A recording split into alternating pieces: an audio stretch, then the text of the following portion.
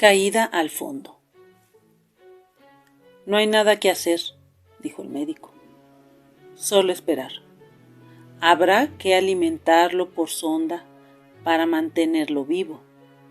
La ciencia en estos casos no puede predecir si regresará el paciente o quedará en ese estado indefinidamente.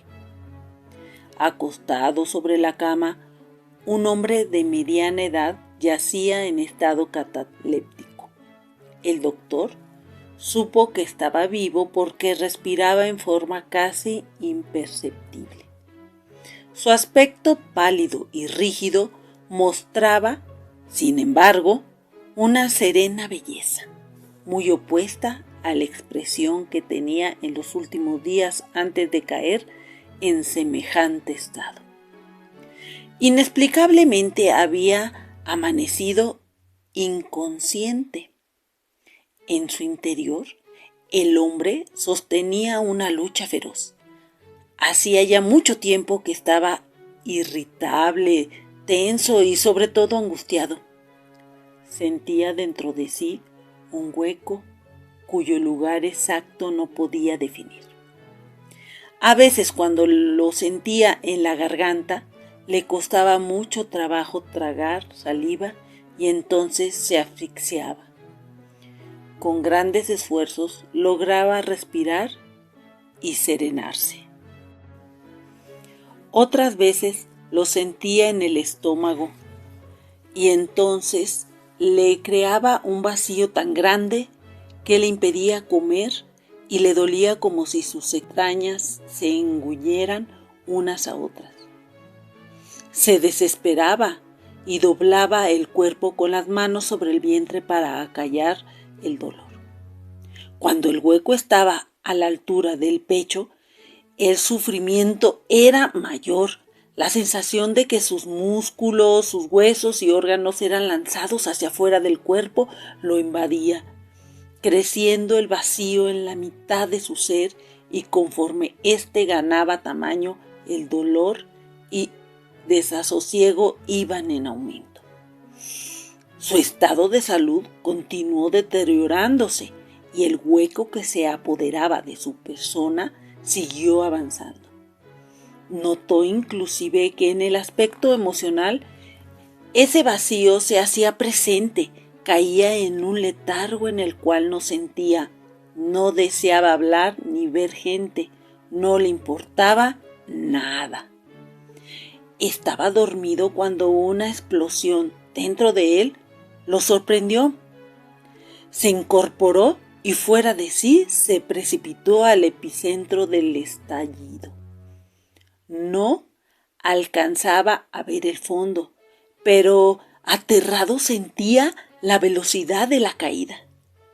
El impacto fue muy violento y quedó postrado, inmóvil, seguro de estar desmembrado. Se había lanzado al hueco que la angustia había cavado en él. Cerró los ojos. No quería saber nada. El mundo exterior lo agobiaba y por eso había huido. Pasó mucho tiempo sin moverse, sin pensar. No importaba si estaba muerto o aún con vida. Lentamente la histeria que lo había arrojado se fue disipando y empezó a reconocer el fondo de la caverna. Creía que estaba vacía, sola, pero poco a poco descubrió que a su alrededor un mundo nuevo bullía. Un mundo de sombras y de fantasmas, los cuales rozaban su piel. Lo atravesaban, lo perseguían, pero él no les temía. Por el contrario, los disfrutaba, sentía gran empatía con ellos, creía reconocerlos. Supo con el tiempo y el trato que efectivamente le eran familiares. Las sombras eran él mismo, lo que había dejado atrás, las diferentes etapas de su vida. Los recuerdos se volvían sombras que quedaban atrapadas dentro de uno. Los fantasmas eran todos aquellos seres que uno había imaginado o amado a lo largo de la vida. Esos sueños y vivencias que habían dejado huella seguían ahí, pero ahora compartían la misma sustancia. No había barreras entre sus sueños y él. Vera, Ligeia, Lilith y Venus, todo era posible. Curioso, se adentraba cada vez más en sí mismo, en el desierto de su soledad, en el abismo del deber, en el jardín del amor, en la hoguera de la ira. Descubría en colores y en formas sus instintos, sus miedos, sus fortalezas y debilidades. Ahí dentro todo era posible. No existía el pasado ni el presente. Se entraba por uno y se salía por el otro sin orden, sin cronología. Recorrió grandes extensiones y encontró todo lo bello y lo malo de que era capaz. Se conoció a sí mismo. El hueco no tenía fin. Después de mucho tiempo, reflexionó sobre cómo había llegado ahí.